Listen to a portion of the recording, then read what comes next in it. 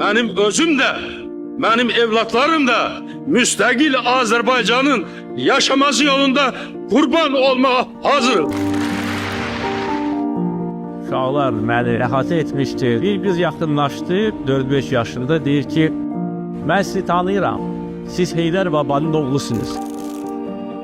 Eşitdiyim ən gözəl, ən əziz sözlərdir. Bu onu göstərir ki, Heydər Əliyev yaşayır.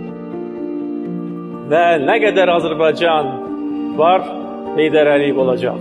Biz onun davamçıları, onun yoluyla gedəcəyik, Azərbaycanı gücləndirəcəyik, müstəqilliyimizi qoruyacağıq. Küçelere su serpmişem, küçelere su serpmişem.